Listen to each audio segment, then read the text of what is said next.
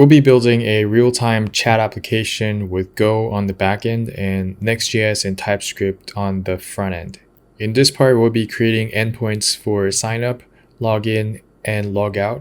But before I continue, let me give you a demo on how this application is going to look like. So it's first going to allow the user to log in with the user that I had already created. And once the user logs in, he or she can create a room. And I already have a separate incognito page open where I can log in with a different user called user2. And then the user will be able to see the room that has been created and join the room as such. So now the two users have joined the room, and if this user 1 actually says hello, user 2, now the user 2 can respond hello user 1 as such and exchange messages between them. So that's pretty much how our application is going to look like. And let me give you a quick overview of what we're going to be doing in this part.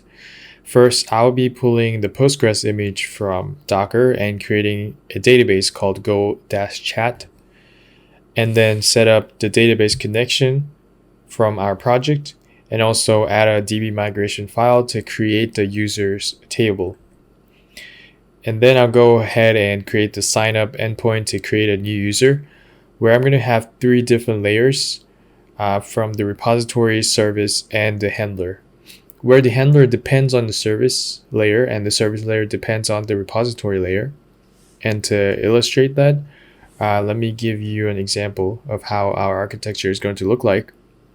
So inside our main.go, we will instantiate our DB connection, and then pass this DB connection or inject this dependency into the repository object that we create, and then inject the repository into the service, and then the service into the handler, which would then pass the handler into the router, which would create endpoints for different handlers.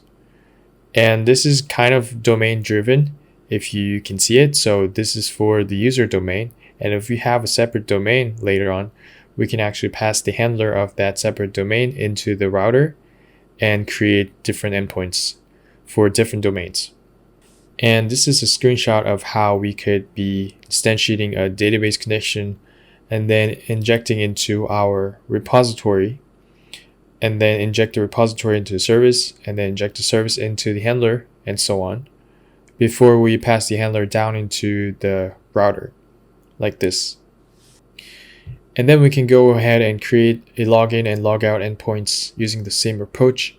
And we'll be using cookie-based JWT for our project, which is prone to CSRF attacks. But another common approach is to use token-based authentication, which is prone to cross-site attacks as well. And actually the best approach is to use short-lived access token along with the refresh token that helps refresh the access token. But I'll just be using the cookie-based JWT because it is good enough for this project. And I also found a tutorial kind of going over this refresh token concept and how to implement it in Go, which I'll share the link to in the description box below if you're interested. But that's all we would need for this particular project. So let's actually go ahead and start creating our project. I'm going to create a directory called go-nexts_chat, and then open that up in VS Code.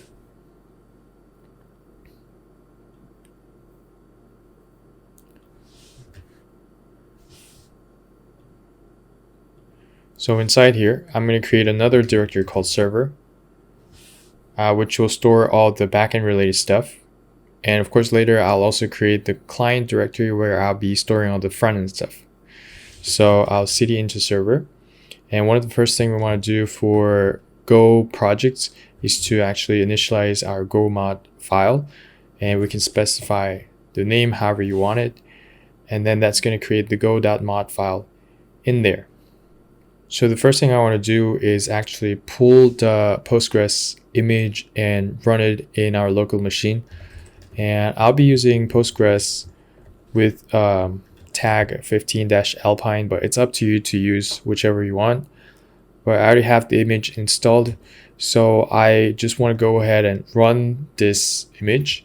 And you can run it by specifying the name, which I'll name it Postgres 15.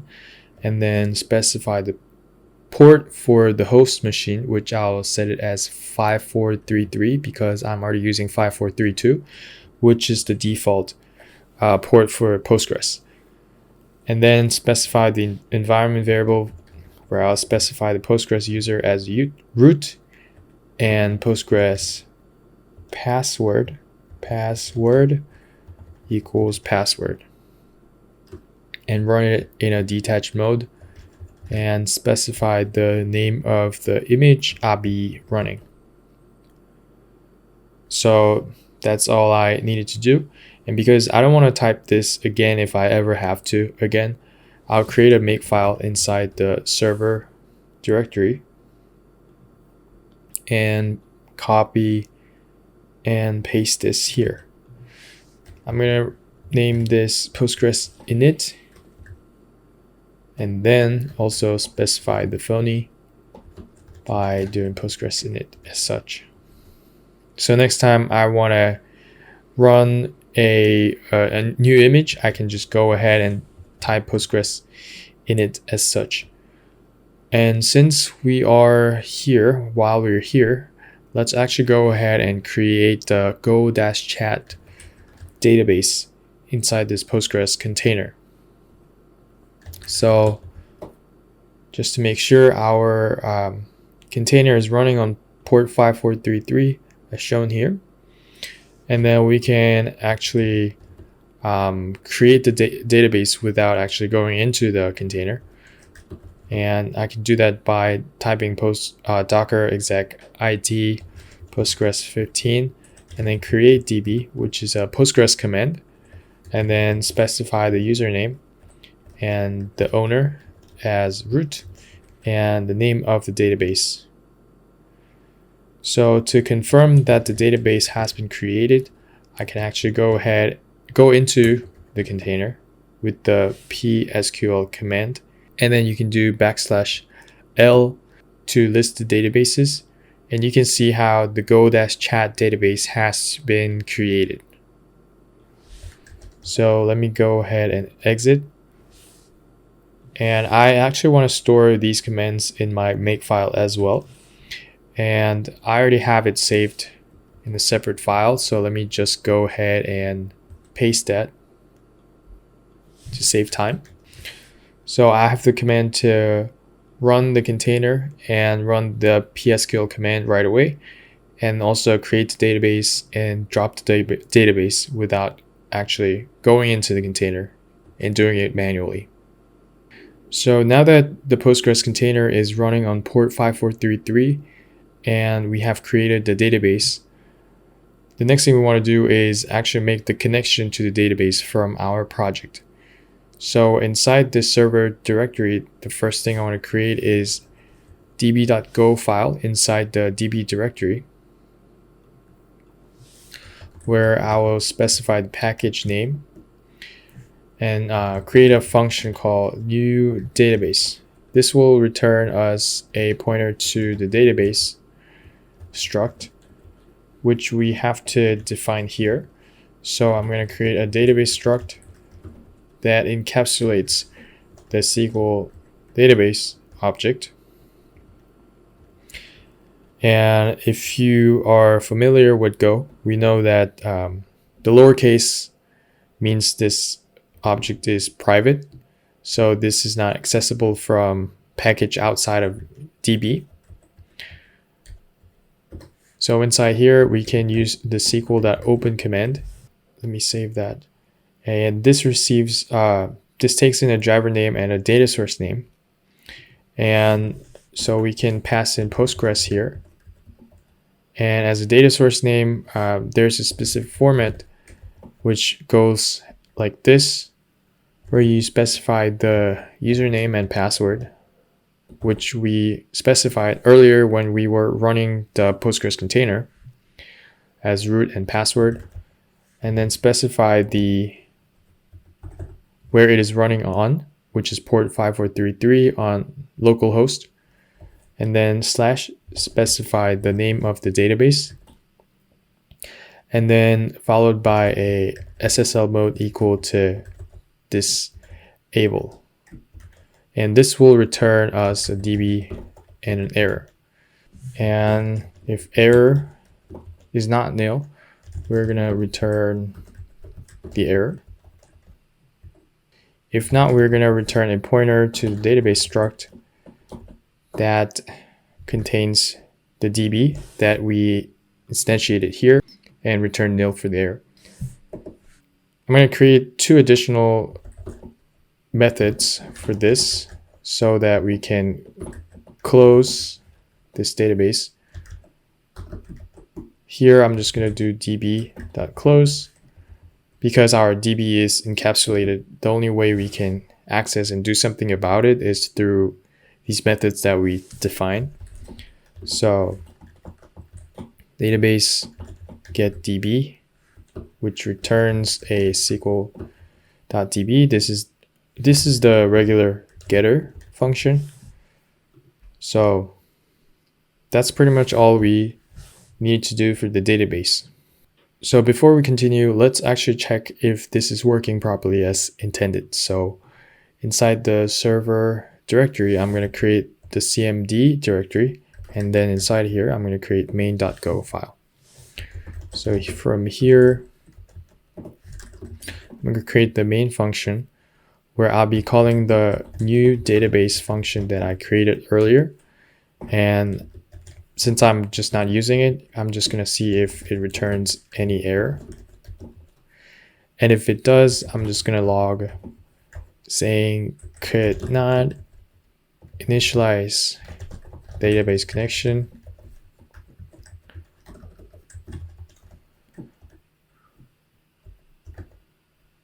So let's go run it. And it's saying unknown driver. Yep, so one thing I forgot to add here is the Postgres driver. And this has to be done manually. And you can specify lib/pq. And when you actually save that, you're gonna get an error saying the required module is not present. So there are 2 ways to go about this. You can actually do go get and specify the path and so on. But the easier approach is just to do go mod tidy. And go mod tidy is gonna actually install the dependency for you. And once you run go mod tidy, you can just save this file again, and you can see that red line disappear. So now that we have that Postgres driver in place, let's go ahead and run cmd main.go. And now we can see that it's not returning any error, meaning that it's working as intended. So now that we have confirmed that the connection to the database can be made without a problem, next thing we want to do is actually create our users table. And to create the users table, we can actually make a connection to Postgres and create the table manually. But the most common approach and the most efficient approach to creating tables is to use golang-migrate that helps create migration files and create different tables in sequential order. And in case you're not familiar with DB migration, you can think of it as just Git in your project. So it keeps track of the tables that you create, and you can create new tables, drop new tables, create new fields, remove fields that you don't need, and so on. So you can come to this link right here scroll down a little bit, and then you're going to see CLI usage, and click on the CLI documentation. That will bring you to this page on how you can install these. So if you're using Mac OS, you can simply do brew install golang-migrate, and there are ways you can install for other machines. But if you are relatively new to coding and so on, you might not be familiar with brew. So what you can do, if you don't have brew, just Google install homebrew, and then come to this first link here, and then just copy this line and paste it in your terminal. And then you're going to be able to use brew to install golang-migrate as such. So if you have golang-migrate, you're going to be able to use the migrate command from your terminal. And the first thing I want to do here is actually create a directory called migrations under db directory. And then you can go ahead and do migrate help to see how you can use this command. And the first thing we want to do is create a migration file. And there are different parameters that you can pass in. And what we can do is create and specify the extension, which will be SQL, and then specify the path to where you'll be storing your migration files, and then your name of your migration file. So because I'll be adding the users table, I'll just name it add users table as such. And when I create this will create two different files. And you can see one is up.sql, the other is down.sql. And the up file is what will help us create a new database, or really just run whatever commands that we have in here. And then down is so that we can go backwards and delete those tables and so on. So first, starting with the up.sql file, we'll be creating a table. And this is a command for Postgres. And so if you're using MySQL, the syntax is going to be different for your information. So I first have the ID field, which I'll specify it as primary key, and username, which will be not null. I have the email, char not null, as well as the password. And inside the down.sql file, I'm going to say drop table if exists users as such. And once you have defined your migration files, you can run the migrate up command, but you'll have to specify the path to your migration file and specify your database as well. So this follows a very similar format that we used earlier. So let me just copy and paste that here. And then I'm going to specify verbose and then run the up command. And that will create the table, as you can see, if there's no error. And then let's go ahead and create enter that make Postgres to see if that database or table has actually been created. So remember how we can list the databases, and then we can connect to the database. We can connect to that GoChat database by doing \c GoChat, and then you can do -d. \d. And you can see how the users table has been created. And then we can look into that users table. And then we can see ID, username, email, password has been created. So before I forget, I'm going to copy this migrate up and down commands inside the make file as well, in case I need it later. Also specify those commands here. And now that we have created the migration files, I'm going to go ahead and start with creating the signup endpoint for the users. So I kind of want to take the bottom-up approach, starting from the repository layer. So inside the server directory, I'm going to create a directory or package called internal. And then inside here, I'm going to create the user package. And then create the user underscore repository.go file. And I also want to create the user.go file, which will contain our models and so on. But the repository layer is the bottommost layer that interacts with the database and run the queries and so on. So this is where I want to start with. So inside the repository, I will create this function called new repository, which will accept database of type SQL.db or pointer to SQL.db. But in this specific example, I actually want to pass an interface. And I'll explain why I'm passing an interface called dbtx, which I have to actually define up here. And copy some methods that I already have prepared.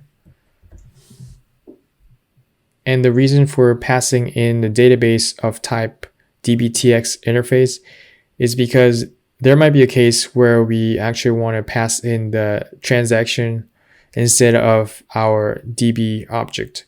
So Go uses interface that is implicit instead of having to manually implement.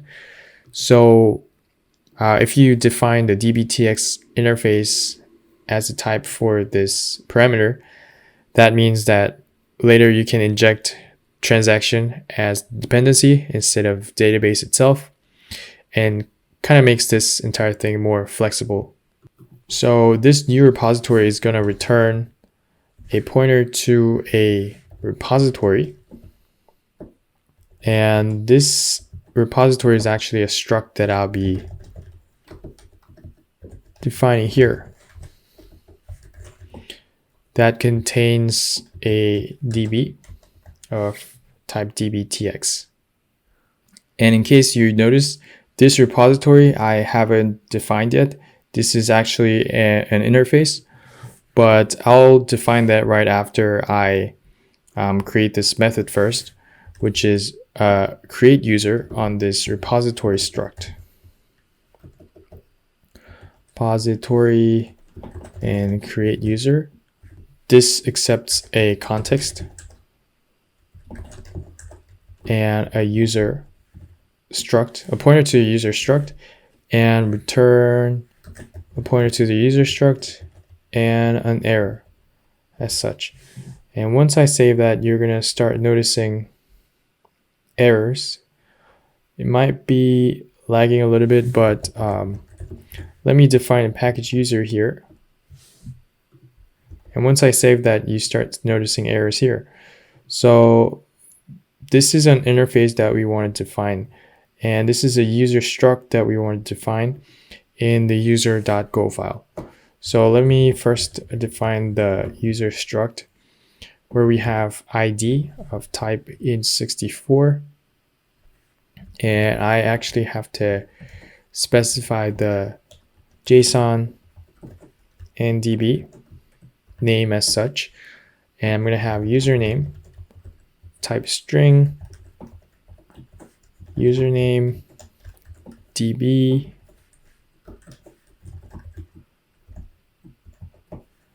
and email string, and DB email, and lastly we have the password. JSON password email as such. And then below here, I'm going to create the repository interface where I define the create user method that I created. So I'm just going to copy this here and paste it and save it. Now it's recognizing this type repository interface as the return value. So inside this create user method of the repository, we actually want to run the query. And in order to run the query, we run query row context on the database that we have injected into this repository. So in here, this accepts a context and a query that we actually have to define here. So our query would be just a regular SQL query that we are familiar with. So I'm going to say users, username, password, email. So that's what I'll be passing in. And values, returning ID. Just for information, this is a syntax for Postgres. So if you're using MySQL, it's going to be different. And this returns an error if there is any. And after this query parameter inside the query row context, this you have to specify the user name, which will be inserted into this part of the query, which is the placeholders, 3 placeholders that we have. So I'm passing in the username, the password, as well as the email. And then I'm going to scan the ID that it returns. So in order to save that, I need a variable of type int. So I'm going to scan that into a pointer type of last insert ID as such. So I'm going to check if there is any error, and then return an empty user and the error if there is any error. If not, I'm going to store that last insert ID, but I'll have to typecast into type int64 and then return that user. And let me actually shrink this part for you so that you can see the entire thing. So we pretty much have everything for the create user method in place. Now I want to go ahead and create the user service. So inside the user directory, I'm going to create a user service, specify the package name and service, create a new service method that accepts the repository that we created just now, and return an interface of service type, and return a pointer to the service struct, which I'll define right here.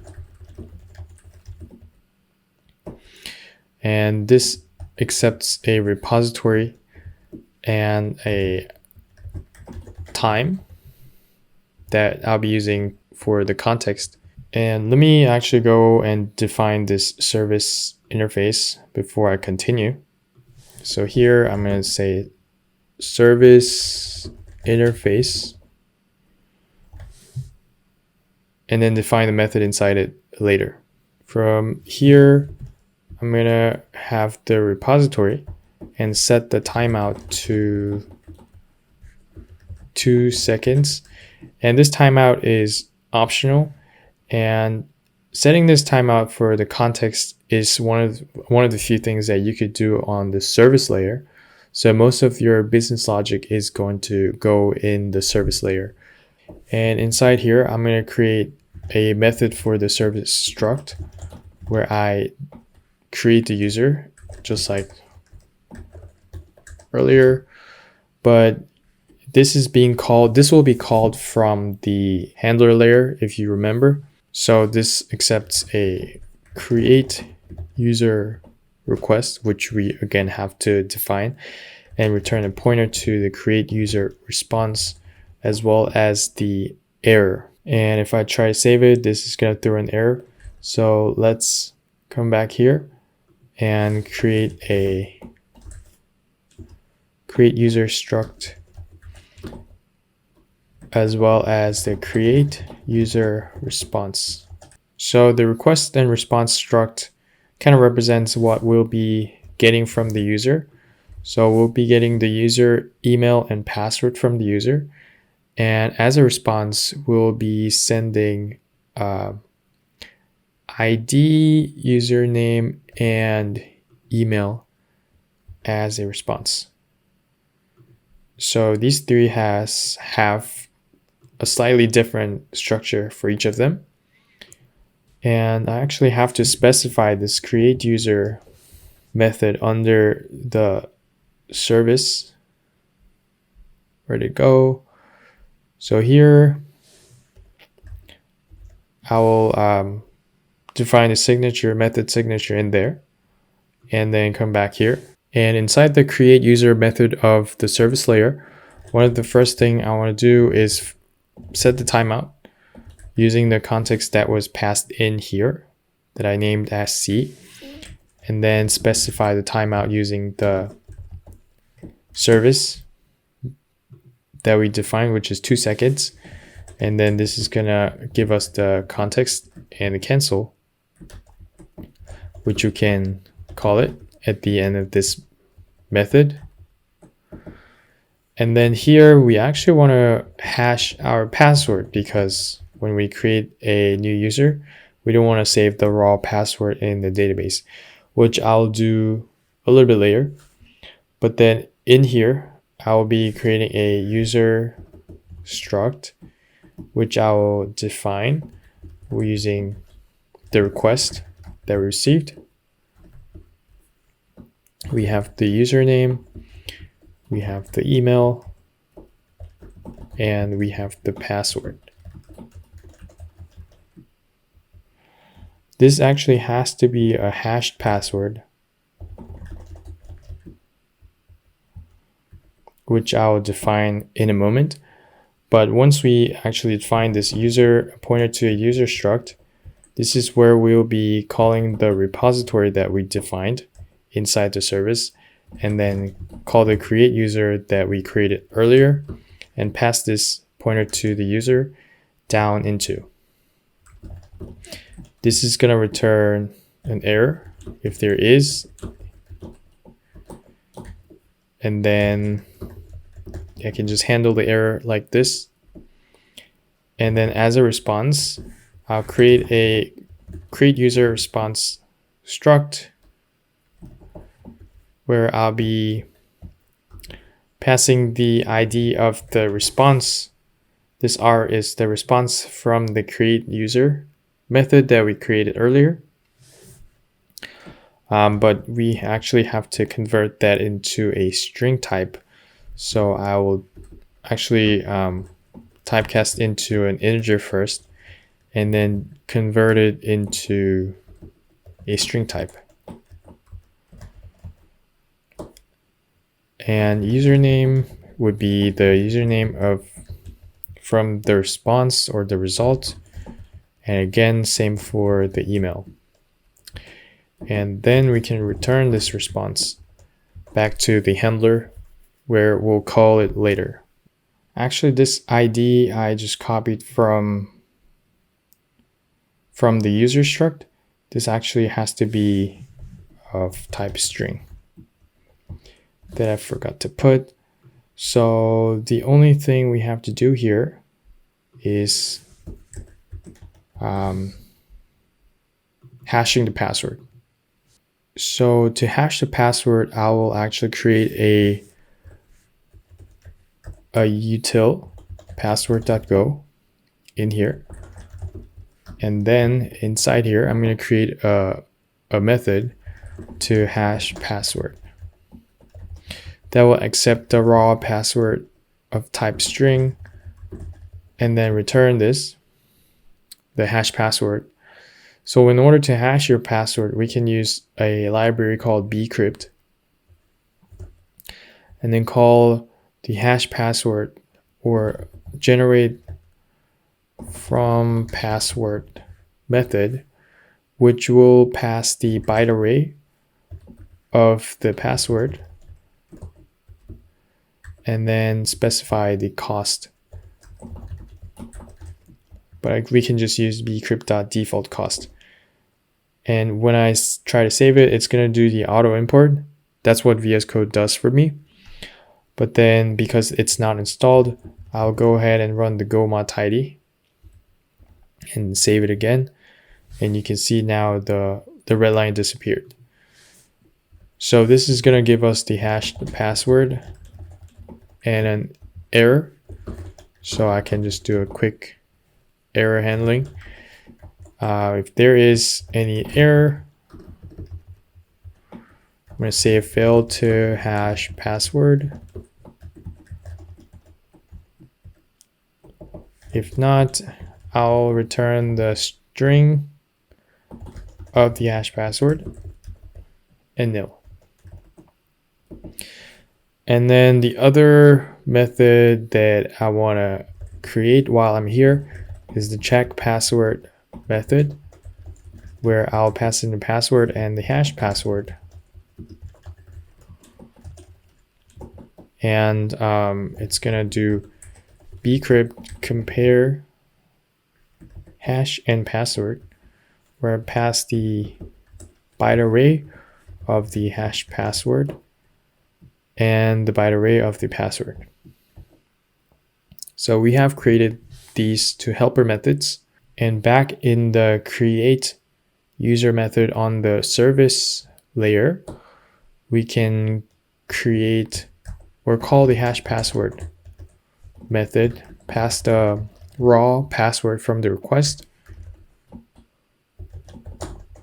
and this is going to give us the hash password. And if this returns any error, I'm just going to return it as such. So I'm going to get rid of this to do comment.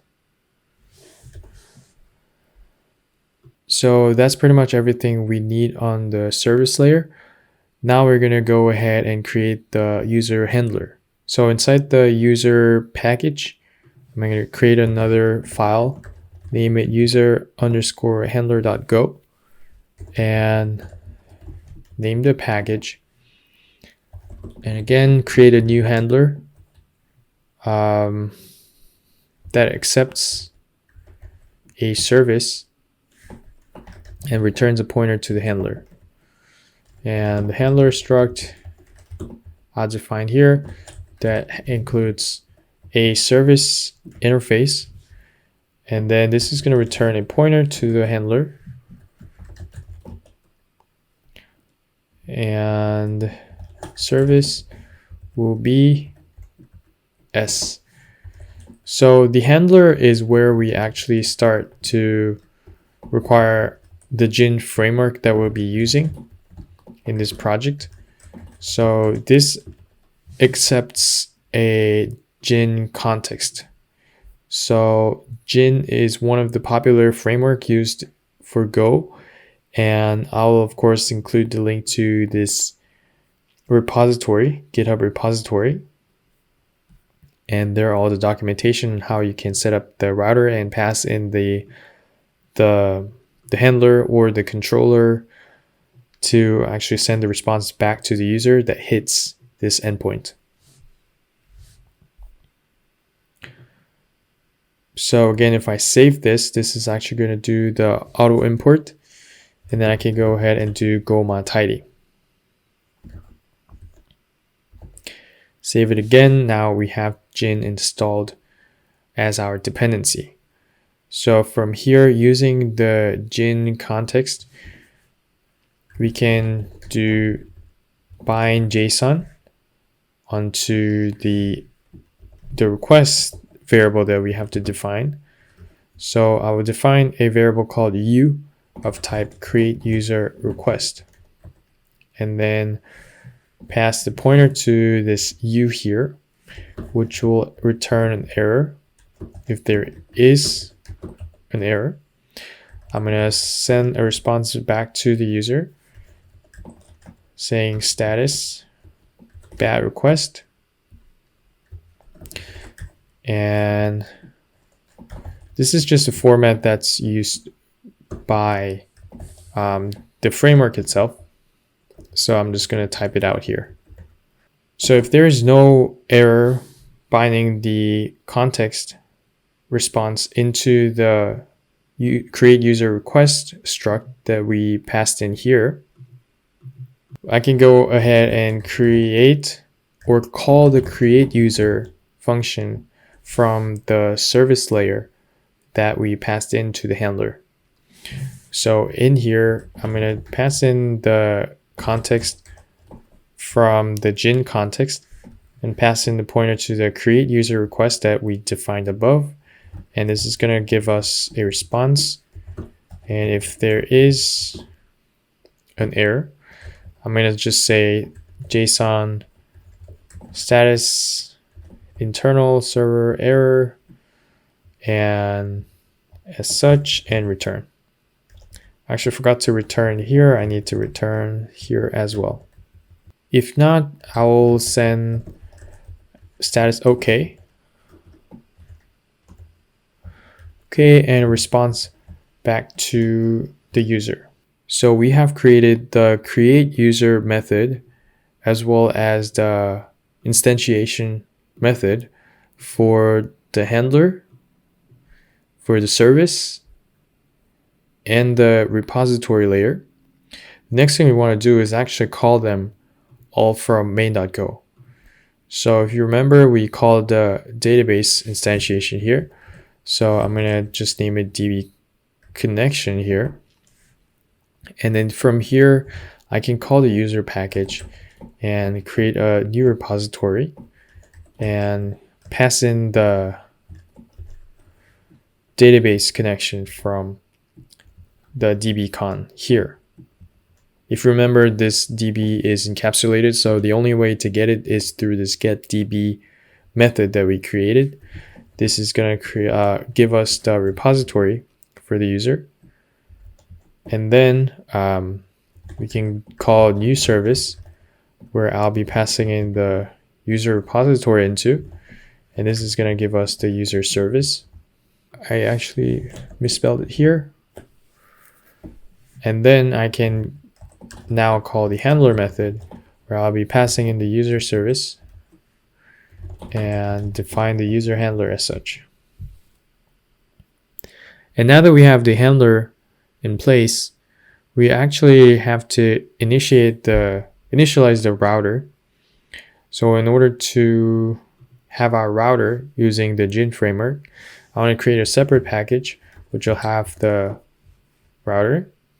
And inside this package router, I will have a init router function that actually accepts this user handler. And if we have other handlers from other domains, we are gonna just add in here, let's say WebSocket handler. I'm gonna add it later on as the other parameters. So here I'm gonna actually define our engine, which I first want to define here.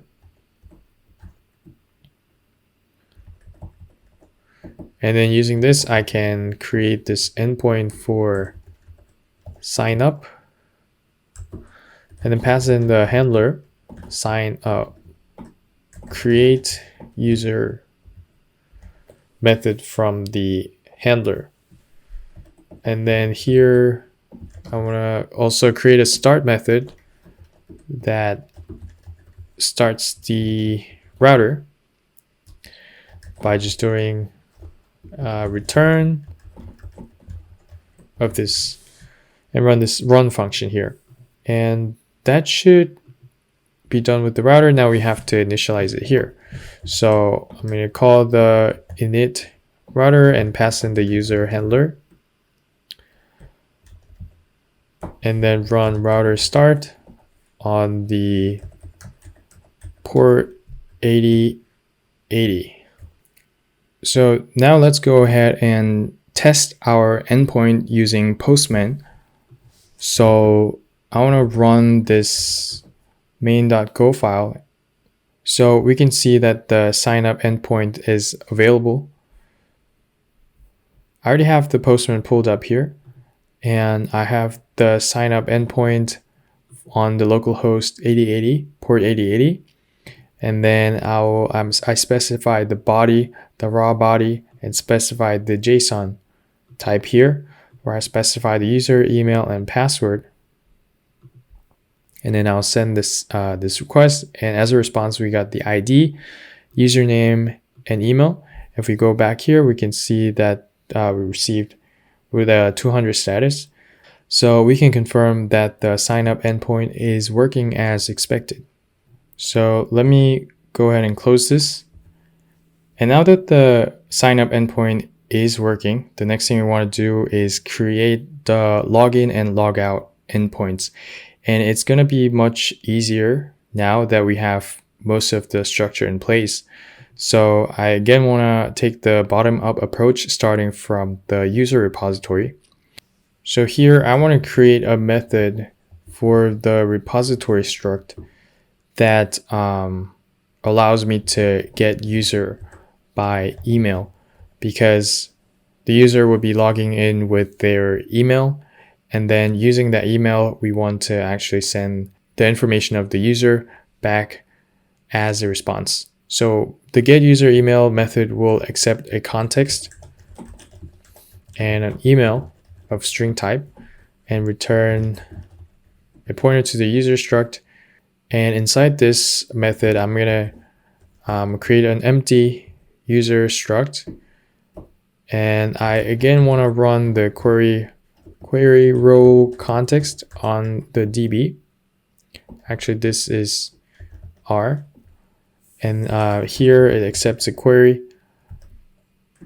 So I have to define a query here, which will be a select statement. So I'm selecting ID, email, username, and password from users where email equals $1, which is our placeholder. So I'll be passing in this email string that I received from the service layer down into here.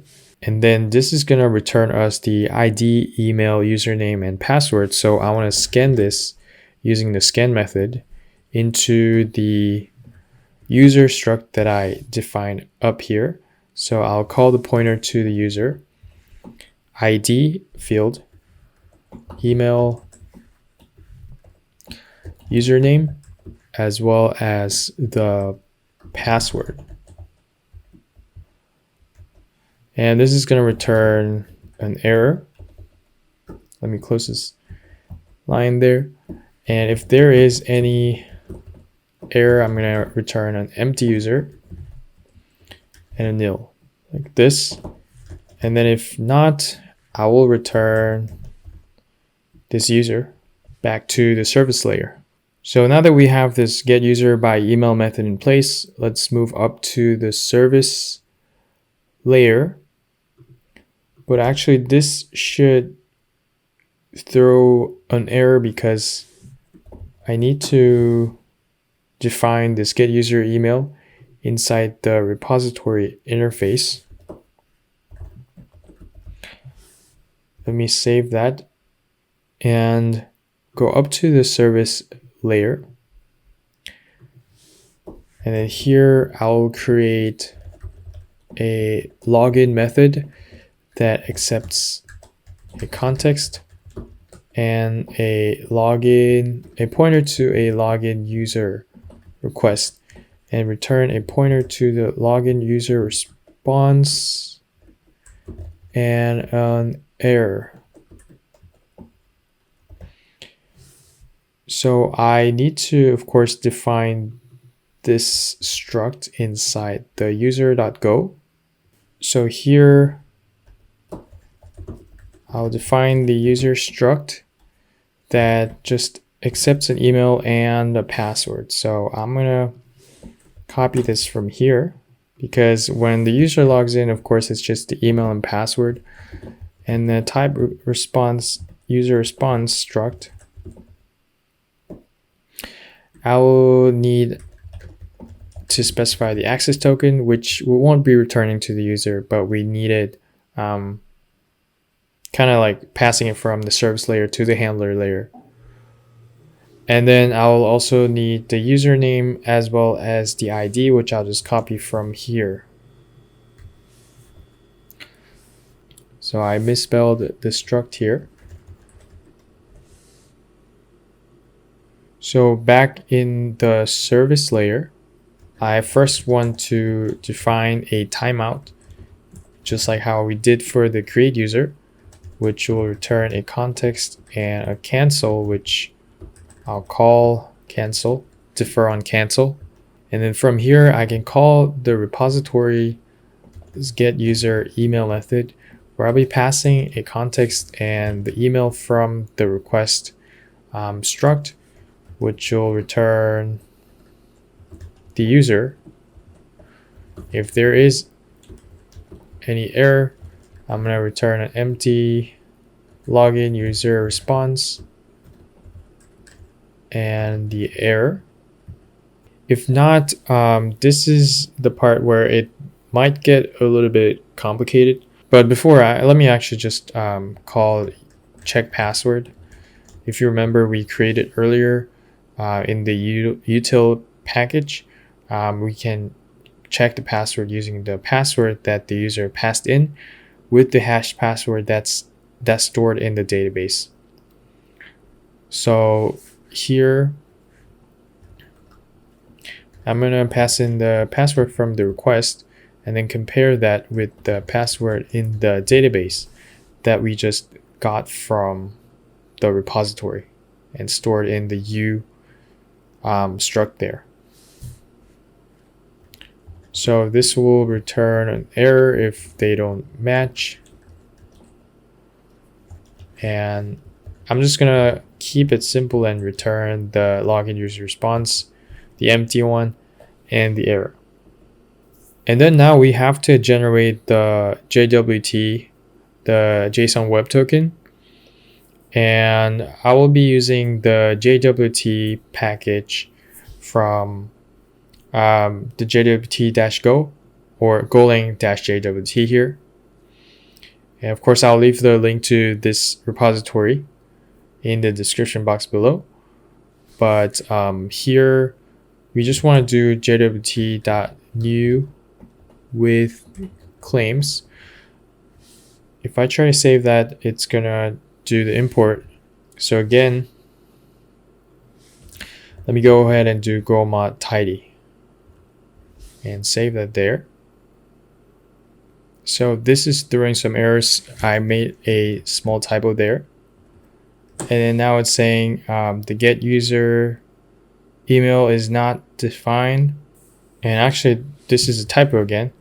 I need to get user by email. So that is working. And then new with claims accepts a signing method and the claims struct.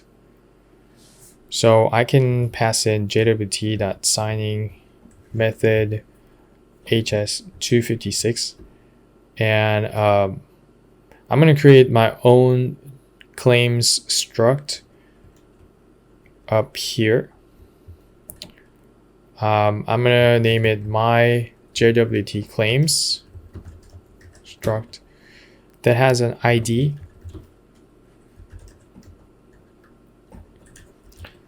as such and a username.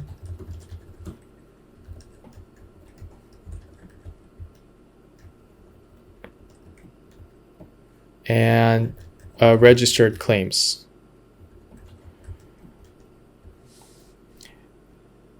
And if you get an error saying that registered claims is undefined and it's also not recognizing the signing method here, you might have to actually change this a little bit and then do a go mod tidy again.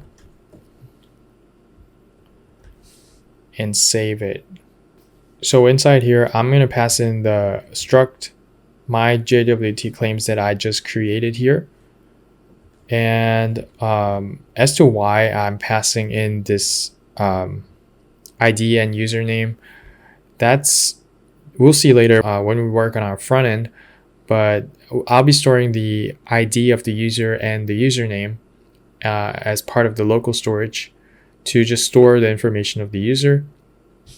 And to make that easier, I just want to store the ID and username separately as such. So here I want to pass in the user ID, which is actually a user.id, where u is from here. And I actually have to convert that into a string. First, convert it into an integer, and then string convert .itoa like this. And for username, I'll pass in the username from the u. And as part of the registered claims, I will define the registered claims struct. And as issuer, I will pass in the same thing that I defined here. And set the expires at to be using this numeric date, where I specify as, say, 24 hours, like this. And I actually have a semicolon here, which is typo, and then also end this with a comma here. And this new with claims will actually return a pointer to the token struct type. So I will store that in a variable called token. And then using this token, I have to sign it using a secret key that you can define on your own. But I'll define the secret key up here. And this is an environment variable that we would want to store in a separate file for best practice. But for the sake of this tutorial, I'm just gonna keep this as a constant inside the service. So here I'll be passing in the secret key to sign this token.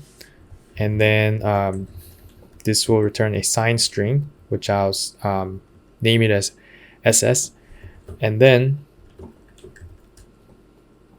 if there is any error, I'm going to return the login user response and the error. And if everything worked, I'm going to return the response with the access token, username, and the ID, which is this and a nil. So that is all we need for the service layer. Now let's move on to the handler layer.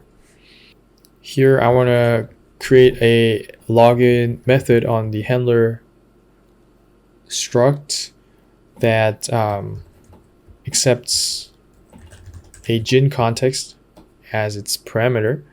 And then here I can do bind JSON on the user. But of course I have to define this user, which I'll define as type login user struct. And if there's any error, I'm going to return status bad request error as such, and remember to return here. And then if things worked fine, I can go ahead and create or call the login method from the service layer and pass in the context from the request and the pointer to this user that we received it from the user request.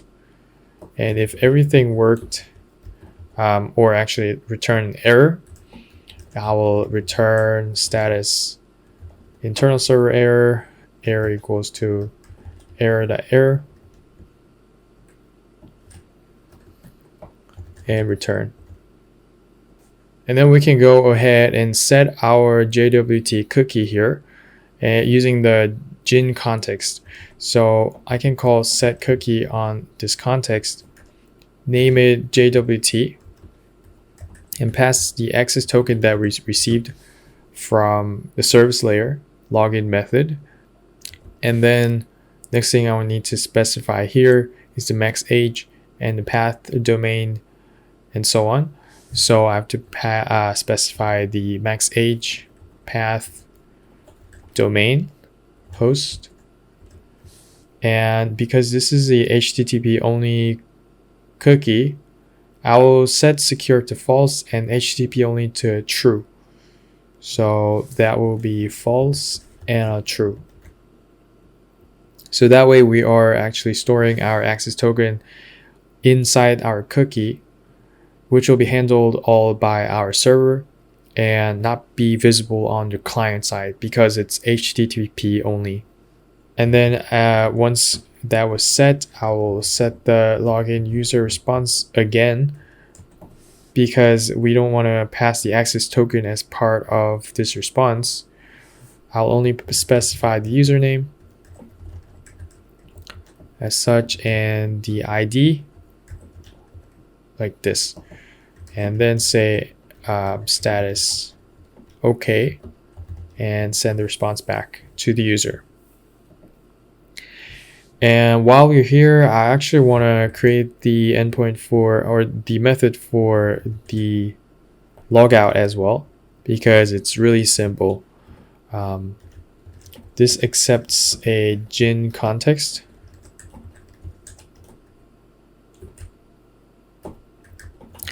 And the only thing we have to do for logout is actually set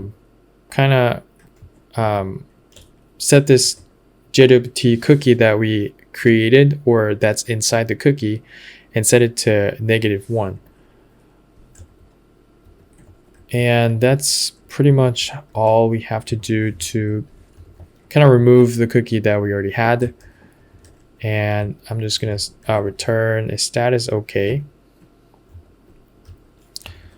And maybe say logout successful.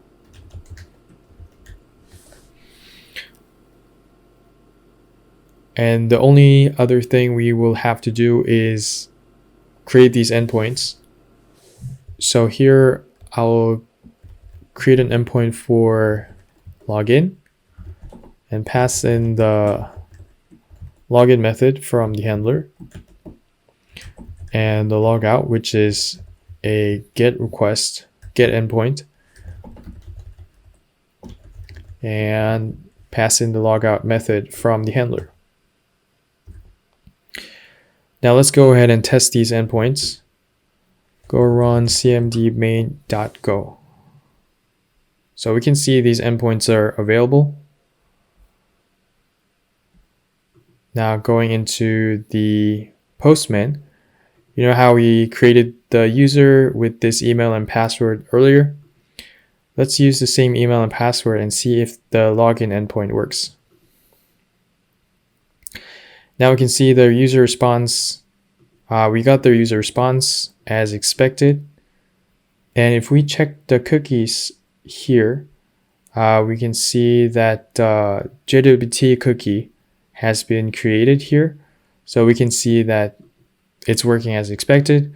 And when we hit this logout endpoint, we now get a message saying that logout was successful. And if we check this cookies here, now we can see that the cookie has disappeared. So this pretty much wraps up part 1 of this tutorial. In the next part, we'll be setting up the WebSocket connection and everything that is actually the main part of this application. Thank you all for watching.